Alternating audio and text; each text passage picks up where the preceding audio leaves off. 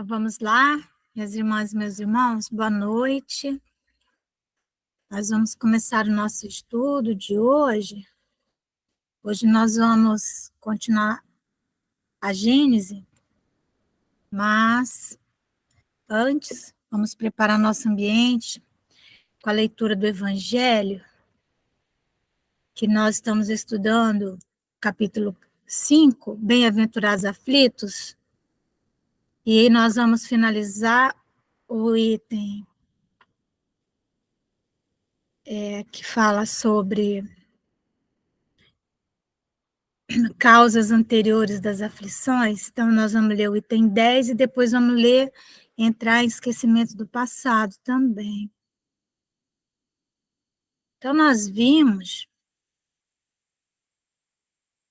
que existem sofrimentos que não são explicáveis pelo comportamento nosso na vida atual, pela nossa ação, pela nossa omissão, pela nossa imprevidência, arrogância, né? Inveja, ciúme, tudo isso são fontes geradoras de sofrimento na vida atual mesmo, mas existem aquelas ocorrências que estão absolutamente fora do nosso controle. O que é que nós podemos controlar? Nós podemos controlar o nosso comportamento. Isso nós podemos controlar, né? Nós podemos tentar frear as nossas sensações grosseiras, né? Tudo isso nós podemos controlar. Mas existem eventos que são incontroláveis por nós e geram um grande sofrimento. Oi, Rosalva. Oi, Rosa. Tudo bem, amor?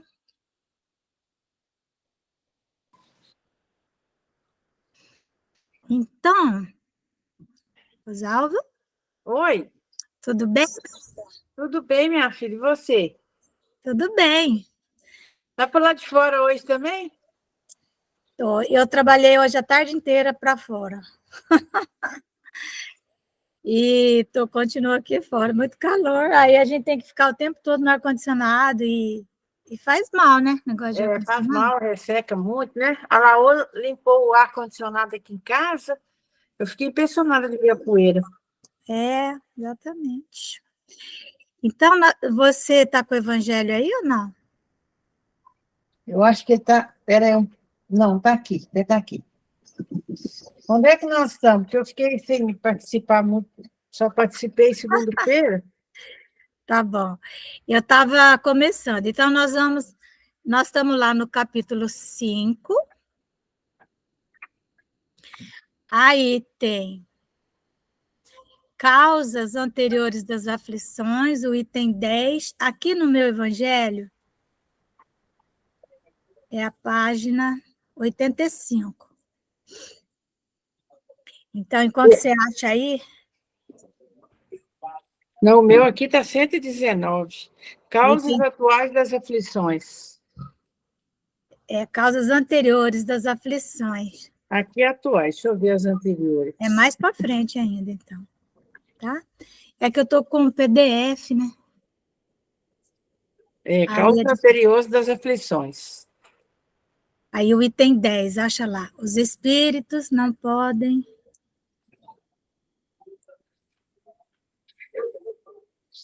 Os espíritos não podem aspirar à completa felicidade. Isso. Então, você pode começar a ler. Eu estava só terminando um raciocínio, e nessas causas anteriores aí das aflições, o que nós vimos, né? Que existem aquele sofrimento que nós podemos evitar, porque eles são fruto do nosso comportamento, e comportamento, ele pode ser controlado. Nós temos condição... Pode ser mudado, né? Exato. Às vezes a gente não consegue controlar a sensação que vem de, né, às vezes de raiva, de rancor, tal, mas nós podemos controlar as nossas ações. essas sensações também, com o tempo, nós vamos aprendendo a controlar, procurando um médico, buscando tomar um remédio que nos auxilie a não nos deixar subjugar por essas sensações, porque elas são também geradoras de doenças. Bom, tudo isso, o nosso livre-arbítrio pode ser utilizado, né, a nosso benefício, mas existem situações completamente incontroláveis, que são aquelas que decorrem da própria natureza da Terra, do mundo onde nós vivemos, que é um mundo de provas e expiações, independentemente de um sofrimento que estamos passando, se ele tem ligação com alguma coisa que fizemos ou não, muitos sofrimentos decorrem do fato de que nós vivemos nesse mundo de provas e expiações, e quem está aqui já sabe que vai passar por vicissitudes, por aborrecimentos, pelas intempéries, né? Então, isso são também situações que acontecem, mas tem aquelas que decorrem das nossos débitos, das nossas dívidas de vidas passadas, e que nós estamos, então, em processo que os espíritos chamam de penitência. A penitência, elas são essas expiações que nós escolhemos, né, para a nossa depuração. Nós observamos que nós precisamos. A penitência não é uma escolha de punição, não? Exatamente. Mas é uma escolha, né, a penitência. O penitente, ele não está expiando, vamos dizer assim, ele não está expiando de forma involuntária, sabe? A diferença entre o penitente e aquele que está na expiação involuntária, que ele não escolheu, é que o penitente, ele tem uma aceitação daquela expiação, sabe? Ele passa sem murmurar, teoricamente, né? Porque tem muitas situações também que nós escolhemos passar e depois começamos a reclamar, né? Entendeu? Mas isso, então, aí nós paramos aqui, até vou ler o último parágrafo, só para você entrar daí no item 10.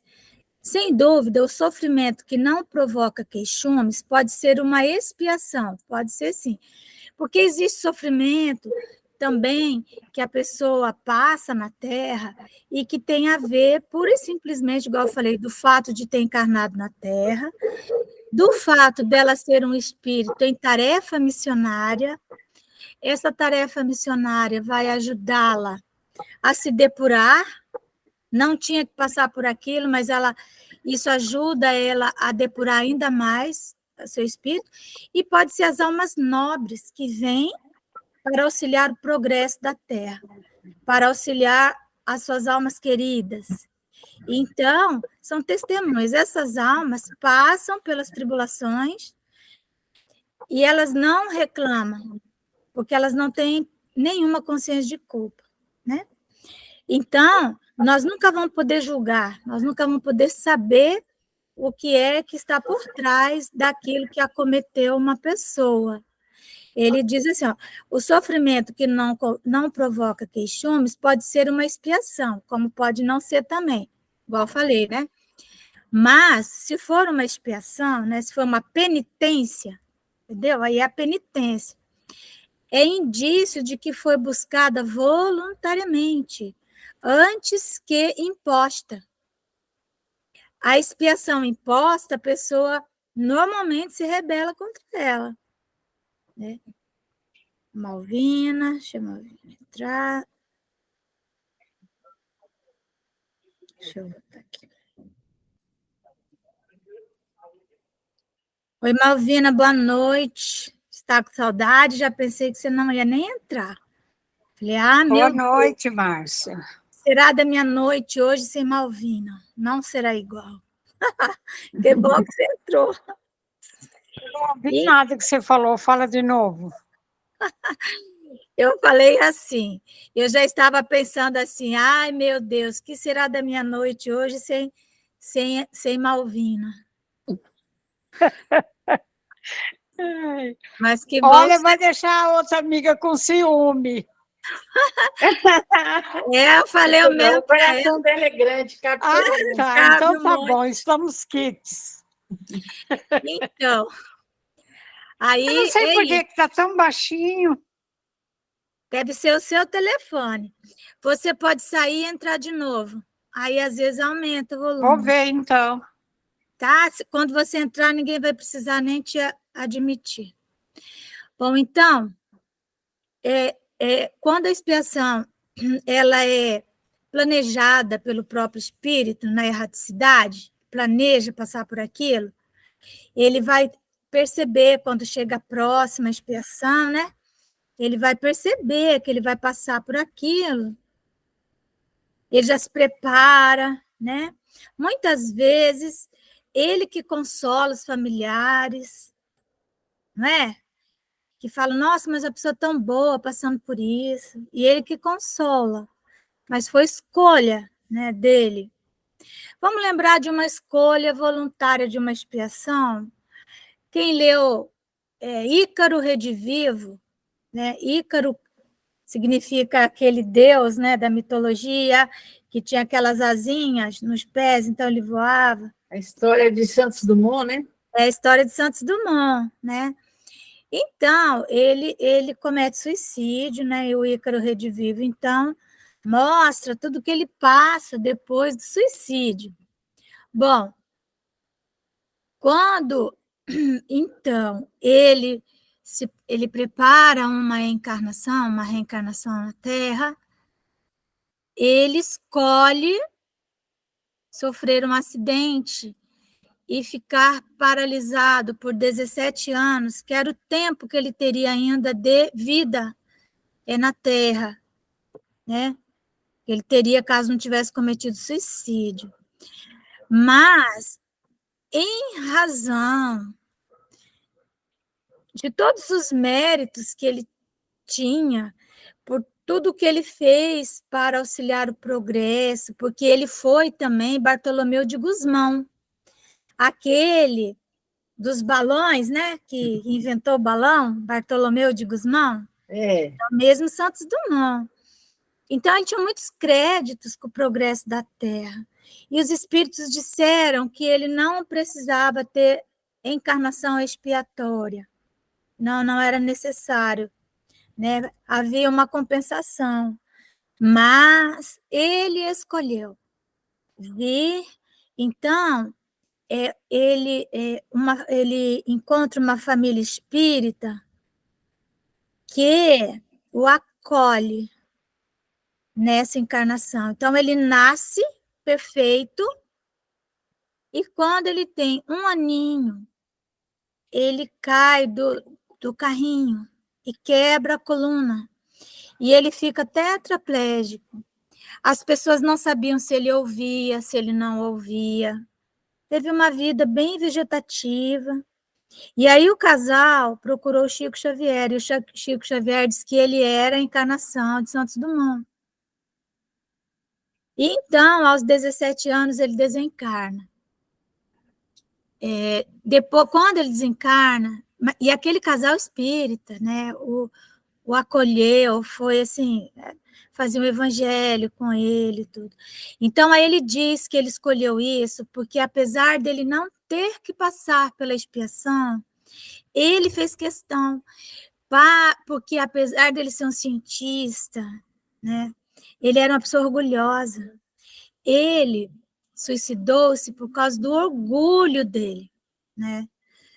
O orgulho levou ao suicídio porque ele achou que ter inventado o avião era algo que ele que tinha inventado o avião, e não que havia a presença de Deus naquilo. Lembrando que já havia vários outros cientistas, né, que estavam na mesma direção dele, né? Então, aquele conhecimento estava sendo acessado por inúmeras mentes, não só pela mente dele. Então, ele disse que nesses 17 anos que ele ficou ali, internado naquele corpo, ele, então, conseguiu desenvolver um pouco de humildade. Então, é isso, é uma expiação que ele buscou voluntariamente, certo? E o que é isso? Isso é um sinal de progresso, isso que está escrito, né?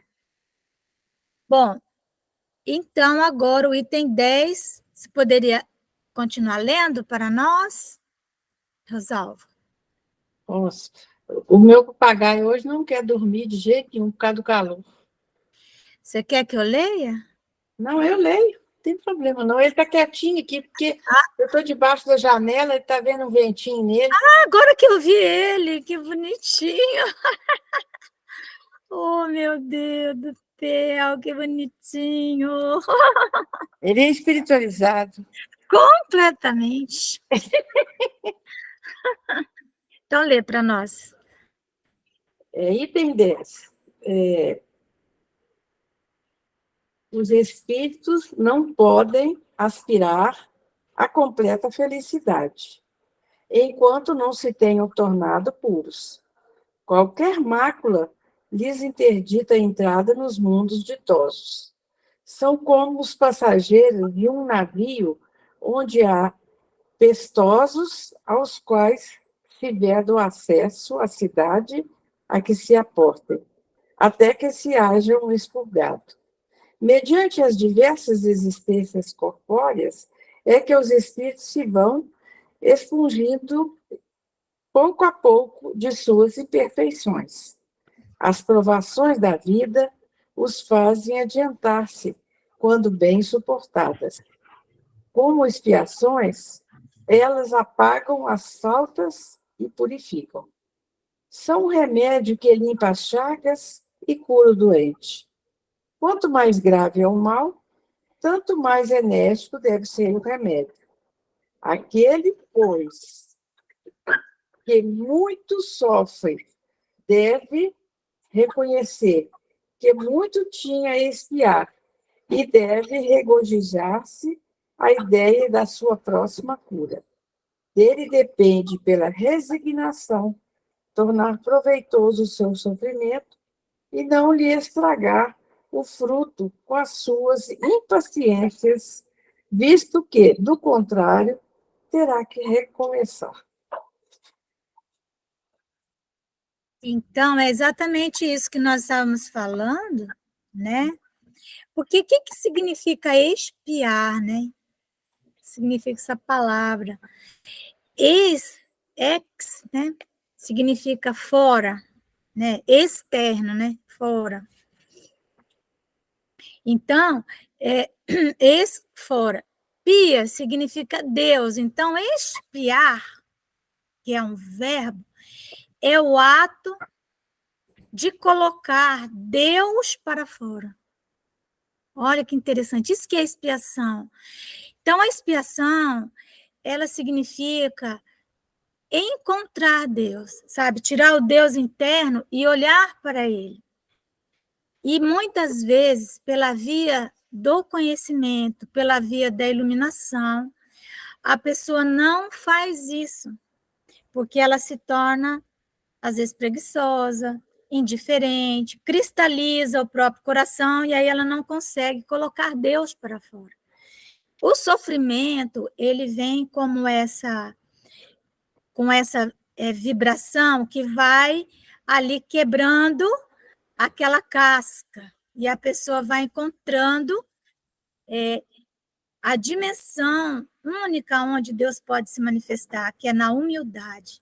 Então, quando o sofrimento vem, ele vem com esse objetivo, de que a criatura se humilhe perante a divindade, né? Então, humildade, ela vem de humus. O que é humus? O humus é a menor plantinha que existe, né? Quando tem um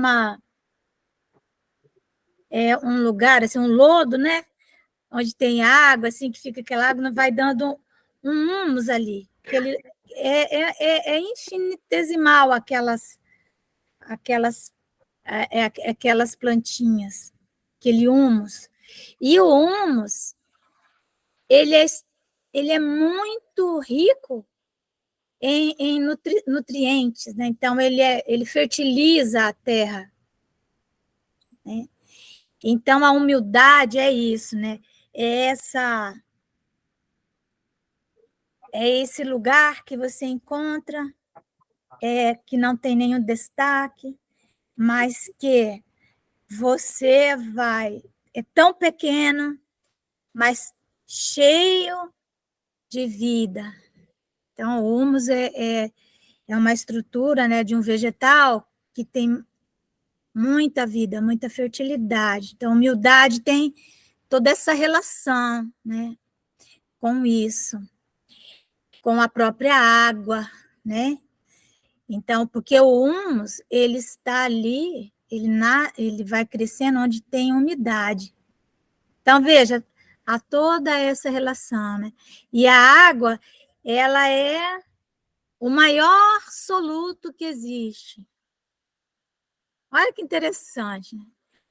Não existe maior soluto do que a água. O que é um soluto? É uma coisa que dissolve, né?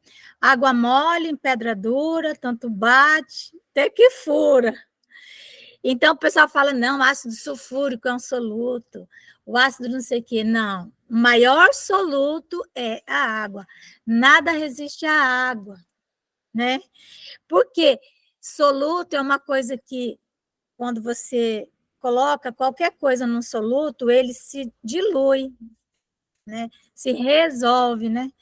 Então, resolver as coisas é colocar no soluto. Então, a humildade, essas coisas todas. Então, a expiação, ela tem essa característica. Se a pessoa, no processo de sofrimento, se ela encontra Deus rapidamente, o que vai acontecer? O processo expiatório, ele vai ter um curso menor, menos tempo, não é? Não é isso? Menos tempo, Exatamente. né? E, às vezes, a pessoa se humildifica, né? Se torna humilde antes da ocorrência do fato que iria ser definidor ali na sua expiação. Tem uma história de uma pessoa que ele era muito bom, ele era um dono de uma fazenda, e ele tinha um engenho, né, de moecana, e ele era muito bom com os funcionários, uma pessoa maravilhosa. E aí, acho que todo mundo conhece essa história. E aí, um dia, ele estava ali mexendo e ele perdeu um dedo naquela moema lá, né, negócio que mói. Todo mundo ficou revoltado. Como assim que ele perdeu esse dedo, né? Isso está errado. Aí todo mundo ficou falando tanto que coitadinho, que ele começou a achar que talvez ele era um coitadinho mesmo, né? Aí de noite ele teve um sonho, que naquele dia ele iria perder o braço inteiro. O braço todinho ia ser moído naquele negócio. Mas, porque ele reencarnou, e aí, quando fizesse a correspondência do dia em que ele, por crueldade, né, ele moeu o braço de um escravo, quando ele era um senhor de engenho. Então, ele escolheu, para expiação, perder o braço da mesma maneira. Só que a lei divina viu que não precisava, ele já tinha encontrado Deus. Então, ele perdeu o dedinho, um dedo, para marcar, para ficar marcado aquele momento. E então, o guia espiritual dele fala, olha, não reclame, porque você deveria ter perdido todo o seu braço. Então, é aquela fala de Jesus, né? O amor cobre a multidão dos pecados. Também no livro Sexo e Destino, nós vemos esse espaço e esse tempo que Deus nos concede muitas vezes para nós planejarmos a nossa expiação. É um livro muito forte, Sexo e Destino, né? Uma das personagens, ele assedia uma jovem e ela morre em função desse assédio. E ele, então, ele fica muito com a consciência culpada muito grande. E quando ele desencarna, ele já tinha até reconhecido em vida mesmo, né, o que ele tinha feito, mas quando ele desencarna, ele pede para que antes que ele fosse submetido àquilo que existe no mundo espiritual, a análise consciencial dos atos, ele permanecesse dentro da residência por 10 anos, atendendo todas as demandas sem reclamar nem um segundo. Não sei se quem leu esse livro. 10 anos para que depois desses 10 anos ele pudesse olhar para ele mesmo. Ele pediu isso e os mentores permitiram que ele ficasse, então, 10 anos ali, auxiliando aquela família que ele tinha sido responsável por tantas coisas, né? É uma obra que nós devemos ler e reler, né? Sexo e Destino. Então, veja, a misericórdia de Deus, né, nos permite, pelo amor, pelo trabalho no bem, diminuirmos as nossas expiações, porque o que a lei quer é a morte do pecado e não a morte do pecador. Então, eu queria ver se a Rosa tem condição de fazer aí a oração para nós. Pode ser, Rosa?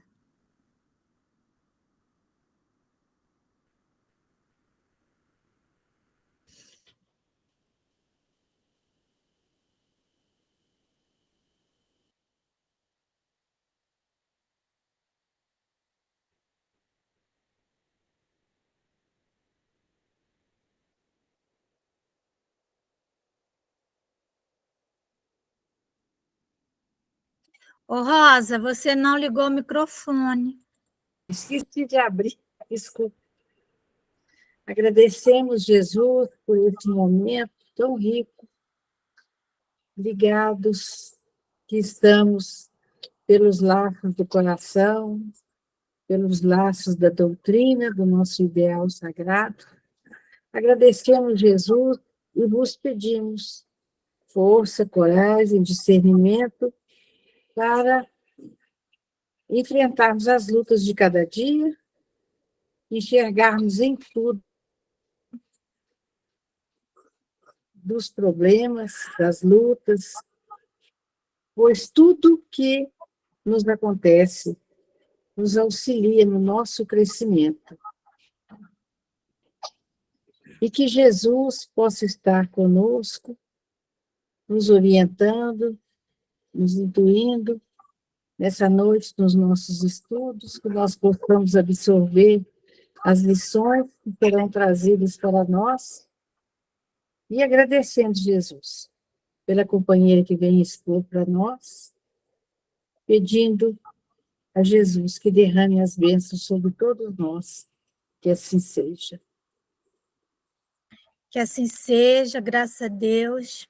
Obrigada, Mama Rosa. Então, vamos continuar, né? Nós hoje vamos estudar Gênesis. Lembrando que Gênese significa origem, né? Isso que significa Gênese, onde tudo começa. Então, nós estamos no capítulo 14. Sim, e também que a Gênese é uma das nossas obras básicas,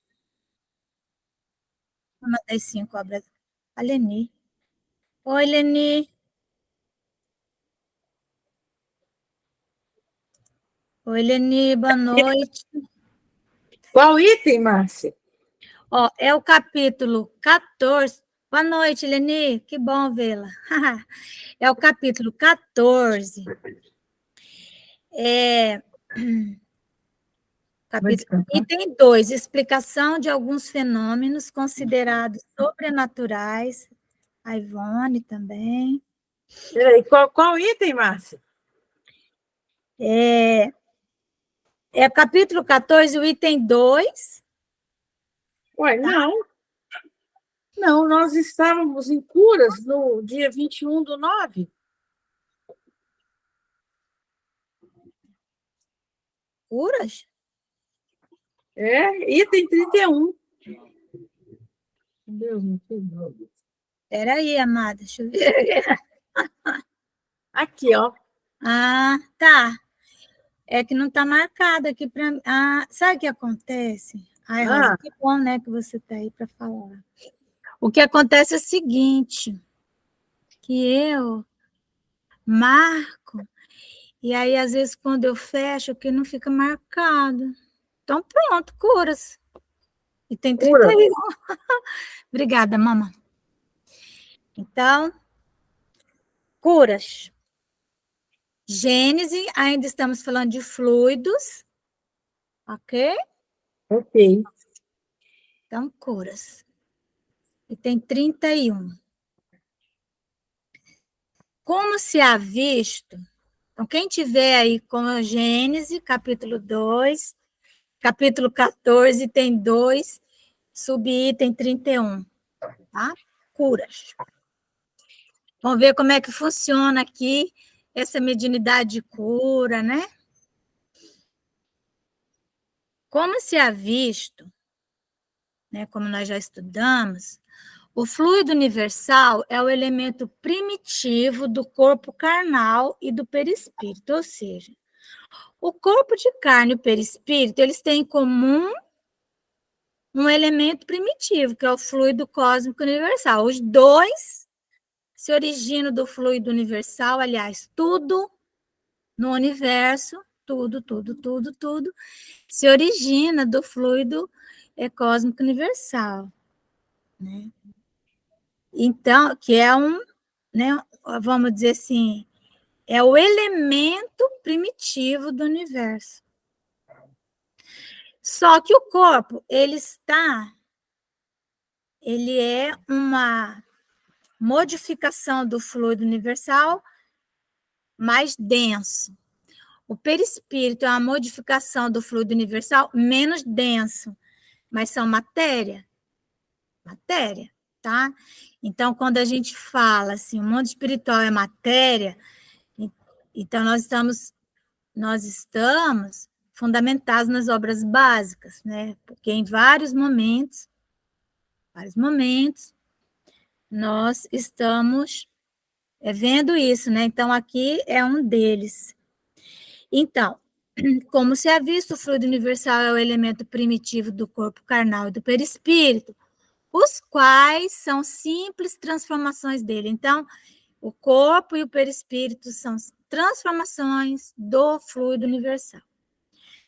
Pela identidade da sua natureza, esse fluido condensado no perispírito, esse fluido lá no perispírito, pode fornecer princípios reparadores ao corpo.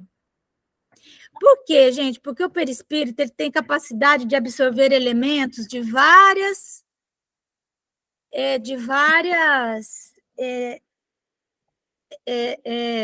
suscetibilidades, vamos dizer assim, né? Dá um exemplo. Homeopatia. A gente não entende como que a homeopatia pode ser tão eficaz. A minha filha Camila, vou falar para vocês, eu estive aí em Belo Horizonte, estive em Belo Horizonte com minha filha Camila, nós estávamos em busca de tratamento espiritual primeiro, para depois virmos a Porto Velho, porque ela estava com várias questões de saúde, né? Algumas com probabilidade de ser graves, mas eu falei, Camila, antes da gente firmar qualquer diagnóstico, mesmo, nós vamos ficar um tempo lá em BH, e nós vamos ficar por conta da questão espiritual.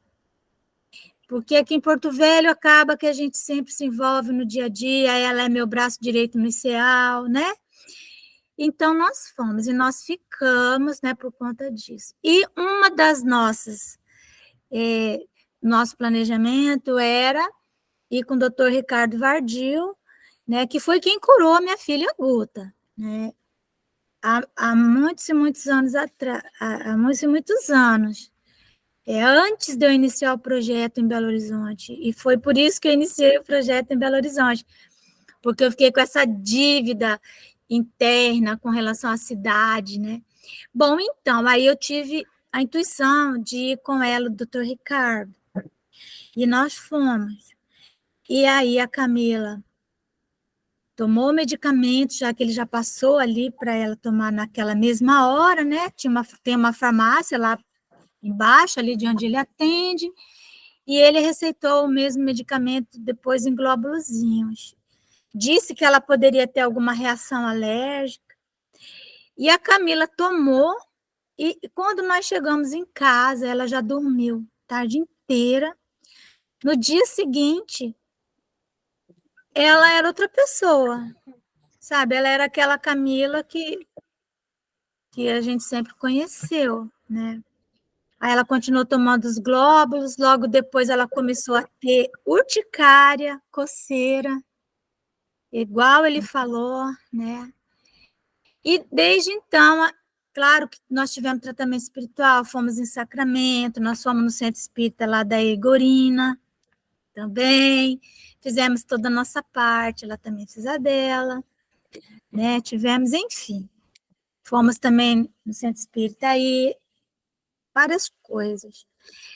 Mas, quando nós chegamos aqui, que nós fomos refazer as coisas, a Camila praticamente tem alguns problemas que ela traz, né, que são genéticos, mas fora isso, nossa, houve uma modificação substancial, né, nos exames, em tudo, né. E aí, mas que remédio que ela tomou? Homeopatia e tratamento espiritual. Por quê? Porque é no perispírito, então o perispírito, homeopatia funciona. Sim. Água fluidificada funciona assim, né? Benzimento, passe, se você não tem acesso a quem pode te dar um passe, vai num benzedor, vai na benzedeira, funciona, porque vai estar atuando no perispírito. E o perispírito, ele absorve isso, ele é uma esponja, ele é muito mais sutil, menos denso que o corpo. E ao fazer isso, ele vai transmitir isso para o corpo, né? Então, ele fala assim, ó, esse fluido condensado, quer dizer, o fluido cósmico universal, o perispírito também vai absorver elementos, nós vimos quando nós estudamos mediunidade, da biosfera, né? Ele vai absorver elementos das plantas, não é? Dos animais que nós temos em nossas casas, das pessoas com as quais nós... O perispírito, ele é essa esponja, ele vai ali absorvendo. E, lógico, evidentemente, absorvendo tudo o que é de saudável e aquilo que também, né, nós vimos anteriormente, a depender do ambiente onde a gente pisa os nossos pés, nós vamos absorver aquilo também e vai nos contaminar, vamos adoecer. Então, cuidado onde a gente coloca os pés, né? E onde nós levamos, colocar o pé aí, no caso, é a nossa mente, né? Onde que nossa mente vai, né? E os pés também, porque às vezes a gente vai andando mesmo para um ambiente péssimo. Bom, isso tudo tem a ver com cura. Eu, a Leni e a Rosalva, eu, né, e a Leni e eu e a Rosalva, falamos muito esses dias sobre a plantinha lá, né, arruda, galinha de arruda, e a orientação, né, da espiritualidade, com essa questão da arruda, para fazer chá, para fazer escaldapé, para fazer, às vezes, até, né, tomar um banho com a arruda. Como que isso é absorvido? Isso é absorvido pelo perispírito. Com certeza. Aí o perispírito faz toda essa recomposição desses elementos e vai havendo a cura, né? Então, nós temos que saber disso. Nós vamos ver, por exemplo, em nosso lar, né? Nosso lar tem a Narcisa, que André Luiz, vocês se lembram do livro Nosso Lar? Quando André Luiz vai ver a família, ele fica atormentando os guias dele lá, que falava para ele não ir para a terra, que não era bom para ele esperar, mas ele queria muito rever a família, estava com muita saudade, entendeu? E ele pediu tanto que um ano depois os espíritos, tá bom, então vai, é igual Deus fala para a gente, né? Você quer? Quer tanto isso? Quer tanto passar nesse concurso? Tá, então vai passar, agora tu vai ver. Então, ele pediu, aí ele foi. Só que quando ele chega na casa dele, ele encontra uma situação que ele não imaginou. Ele era tão orgulhosinho que ele imaginou que a esposa dele adorava ele, que a família o venerava e que ela jamais teria encontrado outra pessoa. Ele tinha uma ideia bem equivocada a respeito de si mesmo. Então, quando ele chega, ele leva aquele impacto ao perceber que não tinha mais nada dele na casa e que a esposa estava casada, segundo as núpcias. E ele, então, passa um dia inteiro num estado bem mal, ele fica. E ele, no começo, ele meio que se revolta, né? E aí, depois, ele começa a orar e pedir a Deus. De repente, né, o lado dele iluminado, né?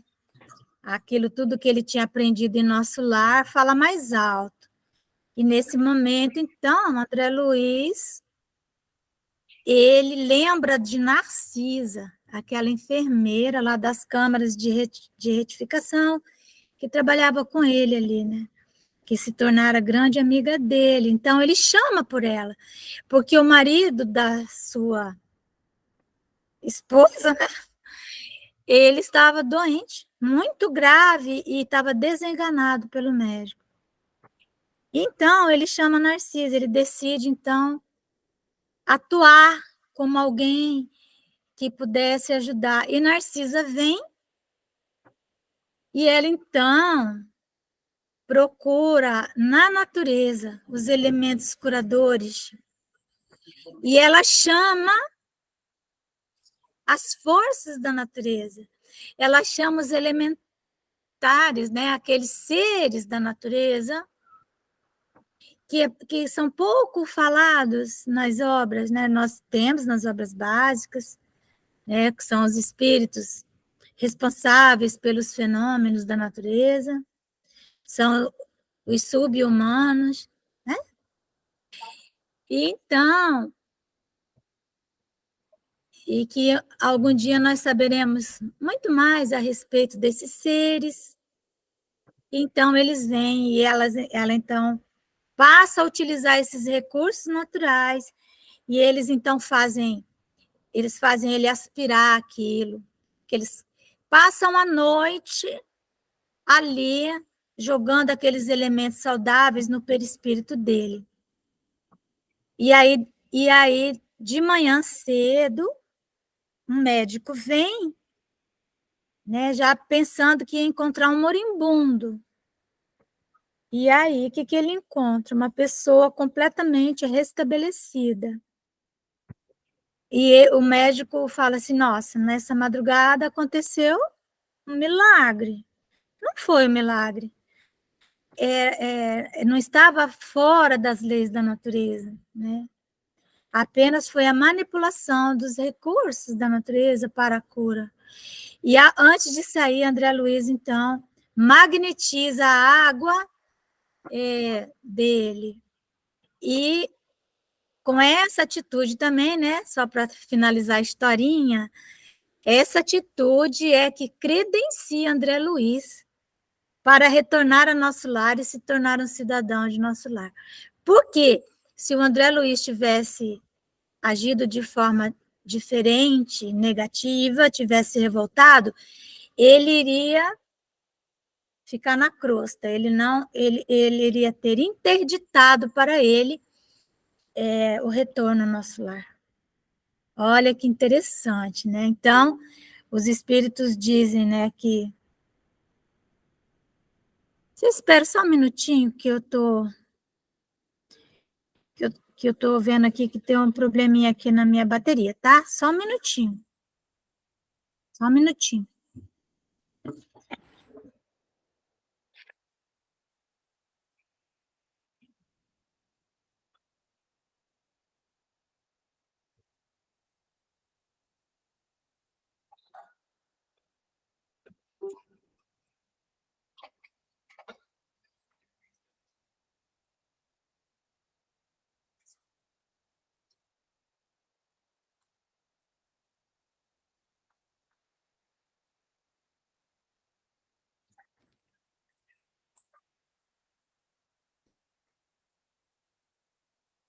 Pronto, resolvido.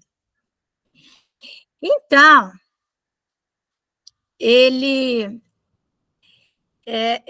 essa atitude, né, do André Luiz foi definidora, certo? Então, vamos continuar lendo aqui. Então, pela identidade da sua natureza, esse fluido condensado no perispírito pode fornecer princípios reparadores ao corpo.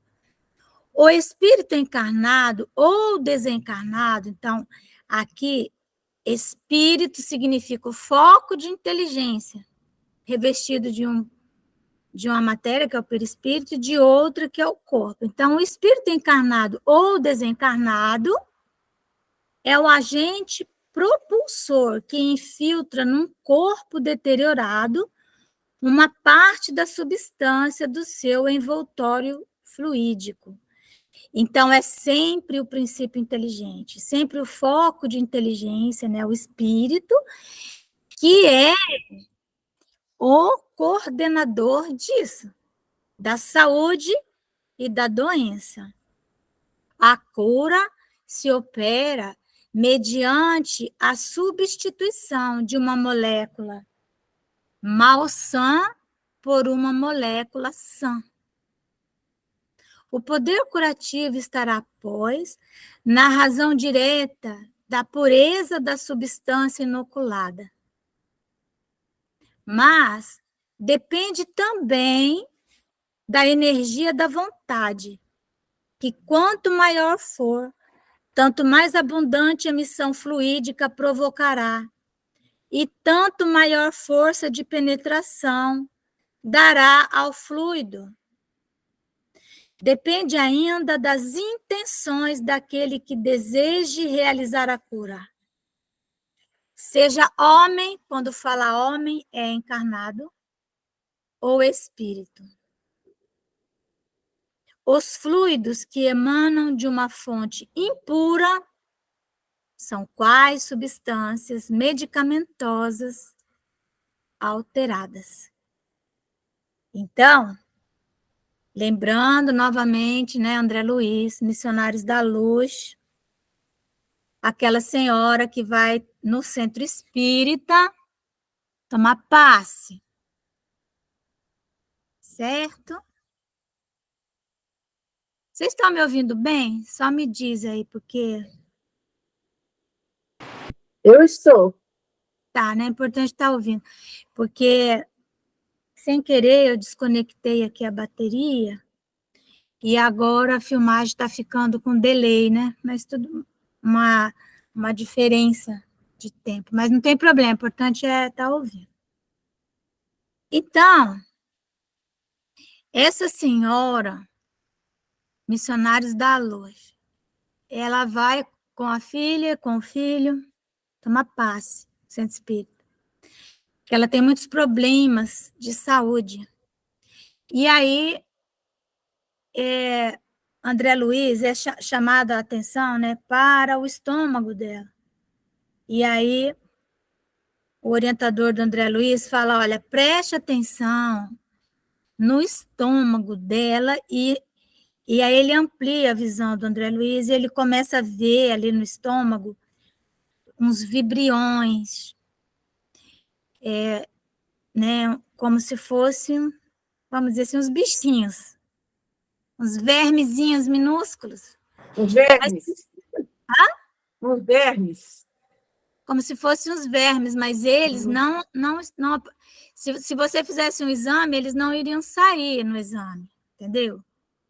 Eles eram vibriões perispirituais ainda.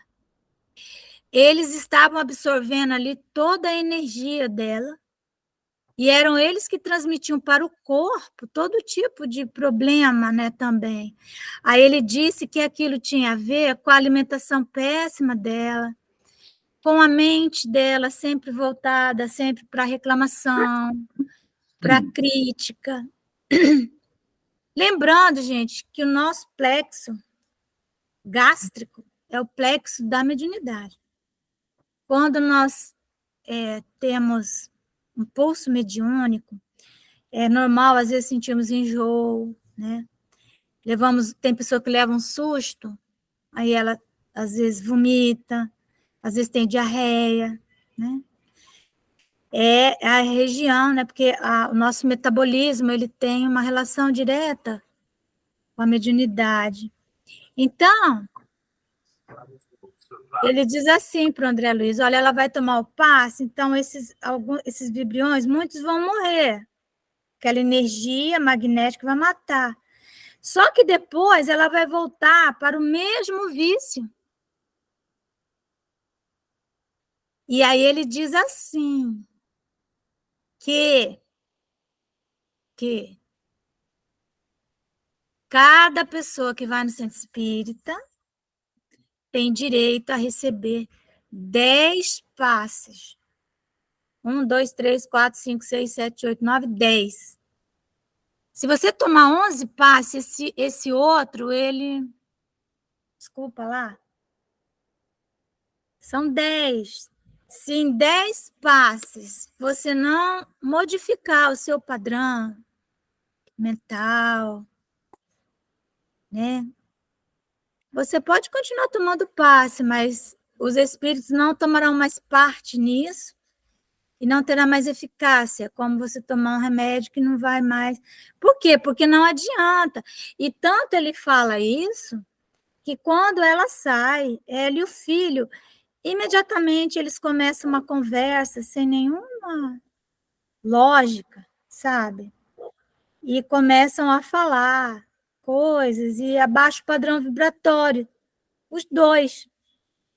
Então, esses vibriões são vermes perispirituais, ainda não se manifestaram no corpo, mas vão se manifestar, vão virar úlcera, vai virar câncer, essas coisas. Bom, aí falo, não, mas o câncer é uma doença kármica. Ela é, mas as causas, como nós vimos no Evangelho, podem ser causas atuais das aflições, como nós vimos também, que você pode ter uma predisposição ao câncer e você não desenvolveu o câncer. Por quê? Porque o amor cobre a multidão dos pecados. Nós estávamos falando sobre isso no Evangelho. Olha como está tendo essa conexão, né? Vou ler o item 32. São extremamente variados os efeitos da ação fluídica sobre os doentes, de acordo com as circunstâncias. Algumas vezes é lenta e reclama tratamento prolongado, como no magnetismo ordinário, o magnetismo do dia a dia, né? De outras vezes é rápida, como uma corrente elétrica. Há pessoas dotadas de tal poder que operam curas instantâneas em alguns doentes, por meio apenas da imposição das mãos, ou até exclusivamente por ato da vontade. Aí é quando nós fazemos as irradiações, desejando o bem, às vezes para alguém que a gente nem conhece. Então, as irradiações, aqueles nomes das pessoas, né, que pedem para que se faça as irradiações. Agora, sempre lembrando, quem vai fazer irradiação tem que ter autoridade moral, porque senão ela vai irradiar por uma pessoa, mas a energia da cura ela recebe primeiro na sua glândula pineal. E ela só vai conseguir transmitir se ela não estiver adoecida daquilo. Se ela tiver, vai ficar nela. Então, ela tem que ter essa autoridade moral para matar os vibriões, porque senão, não vai adiantar muito, não. Há pessoas, tá. Entre os dois polos extremos dessa faculdade, entre aqueles que são lentos, né, só aquele magnetismo mesmo normal do animismo do ser humano que todo mundo tem, é aquele que é extremamente curador, eles dizem que há infinitos matizes. Todas as curas desse gênero são variedades do magnetismo e só diferem pela intensidade e pela rapidez da ação. O princípio é sempre o mesmo. O fluido, a desempenhar o papel de agente terapêutico e cujo efeito se acha subordinado à sua qualidade e às circunstâncias especiais, certo? O princípio é sempre o mesmo. O fluido, né, desempenha o papel de agente terapêutico. E o efeito dele vai estar subordinado à qualidade desse fluido e às circunstâncias especiais que nós, às vezes, desconhecemos. E essas circunstâncias, às vezes, pode ser que a pessoa está em curso na lei de causa e efeito, e aí ela não pode receber aquela graça. Tem isso também, não é? Tem um caso de uma irmã minha, né, minha irmã, que ela tinha uma doença lá grave, e bem novinha ainda, e lá em Londrina, né, quando tinha aquelas reuniões espíritas, que tinha bem mais diferente do que é hoje, né? Então, o doutor Bezerra, né, um dos médicos me chamou e falou para mim que a doença dela era kármica e que ele iria pedir aos espíritos superiores autorização para modificar alguma coisa ali, né, naquilo. E realmente demorou um mês depois, ele voltou e disse que tinha sido autorizado a fazer uma cirurgia nela, queria minimizar os efeitos daquela doença, mas que aquela doença era muito importante para o desenvolvimento espiritual dela. Acreditam nisso? Então é isso, gente. Acredito em vocês. Terminou hoje nosso estudo. Ainda bem que a Rosa está aí para anotar, né, Rosa? Que eu não sei se a hora que eu fechar o texto vai ficar marcado. Muito bem. Eu vou pedir. Ninguém quer falar nada? Se alguém quiser falar, pode falar. Alguma coisa. Vocês estão vendo como é importante, né, a gente estudar a obra básica, gente? Nós temos que estudar, porque às vezes as pessoas perguntam onde que está escrito isso, Como é que tu fala uma coisa dessa, né? Onde que tu leu isso, né? Nós temos que ter argumento. É isso? E Falar, cada vez que a gente lê, a gente conhece outras coisas, descobre nas entrelinhas coisas que você não tinha raciocinado, porque a maturidade vai trazendo o discernimento para a gente. sim, exatamente. Conforme cada vez que nós, né, por exemplo, voltamos a um texto, nós já somos outra pessoa, né? É, Por isso que tem pessoas que ficam muito tempo num texto só, né? E isso não é muito adequado. O ideal é você ler e você analisar com os recursos que você tem naquele momento. e tem material demais, né? Se a gente ficar E tem muito amassando barra num texto só, não vai ler nada, não vai aproveitar. exato, exato. Então aí você não avança. Você não avança. Isso às vezes é uma estratégia também daqueles que querem diminuir a Segurar o nossa progresso. marcha, né? É não avançar e recuar. Então, É, porque você estuda, você lê, você discute, conversa, vai, pula, vai, depois você volta. Porque quando você revê o texto, você já vai ser outra pessoa, né? é. Então, é isso. Eu vou pedir... A Leni, tá aí, Leni? Você pode fazer nossa oração? Posso sim, Márcia. Então, tá Muito bom. prazer. Muito obrigado pelo esclarecimento aí. Nossa, cheguei tarde, mas cheguei. Obrigado mesmo. Hoje os estudos só foi esclarecimento. Muito bom. Pois é, né? Bom, gente, então vamos fechar os nossos olhos, mentalizar Jesus bem pertinho de nós e conversar com Ele através dessa prece.